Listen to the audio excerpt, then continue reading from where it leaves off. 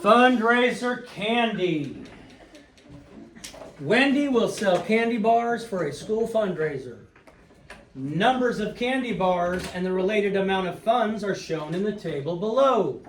Complete the table, graph the data on the coordinate plane. So we have our x value. Our x value is the number of candy bars sold. That's how I know it's x. My y value is the total amount of money raised. It says y, so I know that's my y. Now I know all of my x values. So I know my x values are going to be 2, 3, 4, 5, 6, 7, and 8.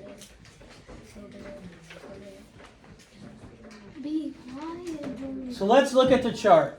Let me ask a question here of somebody. Josiah, how much does one candy bar cost? Nope, one candy bar. Shh. If two candy bars cost $3, that means one candy bar costs $1.50. Costs $1.50. So this is multiplicative. This is a multiplying pattern. I multiply my x times $1.50, and that gives me my y. That's how I know it's multiplicative. It's a multiplying pattern. So 3 times $1.50 would be, Izzy? 4 and 5. Okay, so $4.50, or when we graph it, we can say 4.5 or 4 and 5/10. 6 candy bars sold. Nevaeh, how much? $9.50. No. $9. Correct. Yes. And Maruska, 8 candy bars sold is worth what? $11.50. $11.50. Oh wait, no, $12. $12. Yeah. Let's go. All right, so now we have all of our x's, and we have all of our y's. So if we're going to write these down, and I'm going to write them down instead of putting them in complete dollar form, I'm going to make them a little easier for us.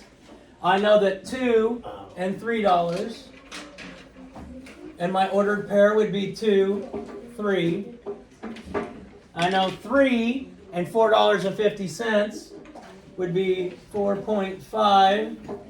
So 3, 4.5. My $4, my 4 candy bars would be $6. So it's 4, 6. My 5 candy bars would be 7.5, or 5, 7.5. 6 would be 9, or 6, 9. 7 would be 10.5, or 7, 10.5, 10.5. 8 would be 12, which would give us 8, 12. Yep. Now the second part that you were asked to do was to graph it.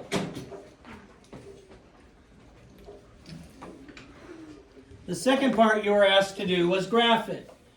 So I'm going to start, and we'll go starting with 2, and we go up 3. So my first dot, I should start at my 2. I should start at the origin, which is 0, 0. So I go over 2, I go up 3, and there's going to be my first dot. Correct.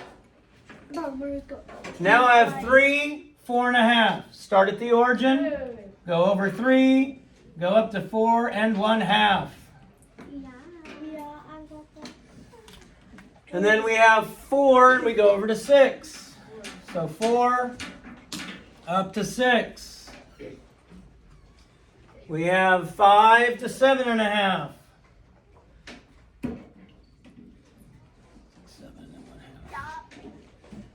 We have 6 and 9. We have 7 and 10.5. And we have 8 and 12.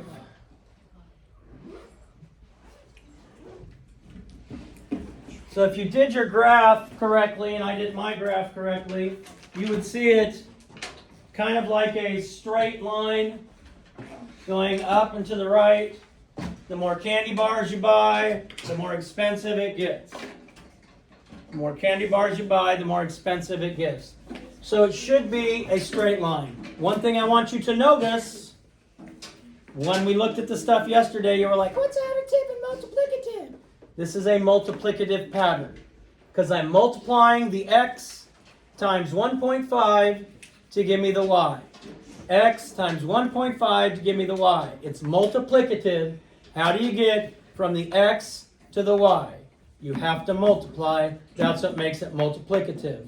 Presley. Can you put like 4.5? Can you put like 4 and 1/2? Yeah, you could put 4 and 1/2 as opposed to 4.5 because they're the same value. Maruska? Would additive be like? If it was 2 plus 7, that would be 9. 3 plus 7, that'd be 10. 4 plus 7, that'd be 11. Wait, but couldn't you do?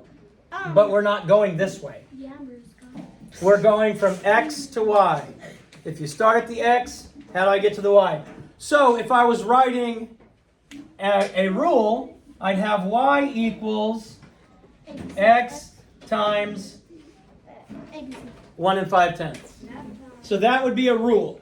Y equals x times, let's use this here, x times 1 and 5/10. Oh, that makes more sense. So the rule is, how are we getting from x to y? That's why this is a multiplicative pattern, because we have to multiply my x times 1.5 to get my y. The rule is always comparing how do you get from x to y. You just jump in.